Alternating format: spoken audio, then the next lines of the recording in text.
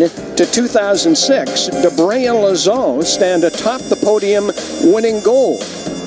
And how about this young couple? That year they were third on the podium, Tessa and Scott Moir.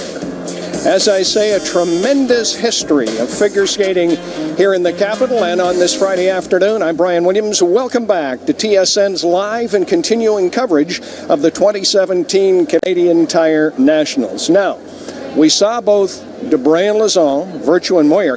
Here's what's so interesting. In 2017, Tessa and Scott are training in Montreal with their coaches, Dubreuil and Lauzon.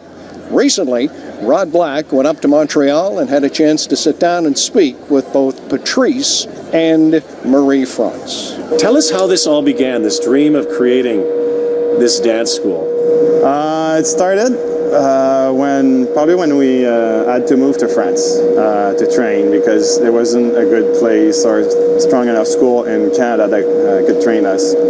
And it really frustrated me that I had to move from Canada, the home of figure skating, where there's an ice rink on every corner, to a country where there was less skating rink in the whole country than in the city of Montreal. So it got me really thinking, and I promised myself that when we stopped skating that we would start a school here in Canada, and then the people would have a choice. If they wanted to train in Canada, at least the school was there. How much fun has it been? To have the chance to work with so many talented skaters at the top of the world, it's pretty amazing. And when you get to work with like a Tessa and Scott, Gabriel and Guillaume, it's pretty crazy because you can do whatever you want, especially in ice dance where you're all about creating and trying to create different shapes and movement and passions. And with those kids, you have the opportunity to do whatever you want because they're so talented, so it's a lot of fun. Take us through that moment when you guys learned that the Olympic champions were going to come and train with you. We always took them like our little babies. And they said to me that you always had their back. Always. They saw us as mentors, and we didn't see competition in them. We saw the future. So it was always that approach we had with them. So when they felt, a little bit not sad but unsatisfied in 2014 before Olympics, during the Olympics, they talked to us, they talked to Patrice during Sochi, and we always mentored them or helped them through the hard parts of their career, even without being their coach. So after 2014, when they did tours and shows, they came to train here because they didn't have really a training site in Detroit anymore, so they came here for choreography and to train before shows. So little by little, that's how I think it started to spark the desire to come back to competition and train with us. As coaches, are you surprised with the progress that they've made? They had the best score ever at the Grand Prix final. Yeah. Surprised and not, because the level of commitment in which they attacked this season, they're not kids anymore. They're professional athletes, and that's how they treat themselves, and that's how they treat people around them. So they're a great example for everybody in this school. And then let you and guide you. Oh, that's nice. Yeah, I think we're just Yeah, that was the only sticky part. The rest was really nice.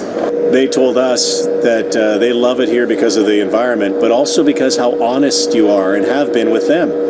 Was that difficult at the beginning to be that honest, to tell an Olympic champion, hey Scott, maybe you got to do it this way, or Tessa, you've got to do it this way? They didn't want to come back and skate the same way they were skating in Sochi. They wanted to be different. They wanted to improve different part of their skating.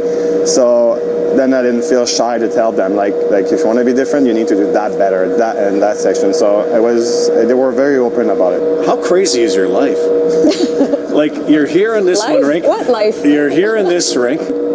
You're together. You got to have a family and all these other things that go on, but your family is here too with these skaters. The work of a skating coach is pretty crazy. And first of all, it's all day. Like when you go back home, After you're done, you're not done. Because there's planning to do, there's music research, costumes, and Schedules. It's all day long. It's a very You hear demanding music in your work. sleep, you do choreography in your sleep. Absolutely.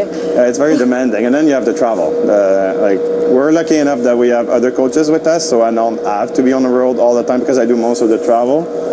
But I would literally be gone all year if we were alone. But I end up being gone a lot. Mm-hmm. Is this close to skating for you? Is it kind of like still skating, giving back to the sport, being there?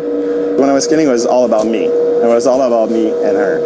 Now it's nothing is about me. Like it's all about them. It's reversed. And I think it's closer to being a parent. Like I get my greatest moment in this as every day at training because I'm the one that decides what they have to do during the day, and I make the schedule. And I know when I make a schedule, it's really hard. And I see them going through it and putting the effort and push through it. I find that very moving and very fun to see them pushing themselves harder. And then when you get to go to a competition and you watch them, it just unravels to a and perfect version. Put them on the spot at the moment. It's a lot of fun.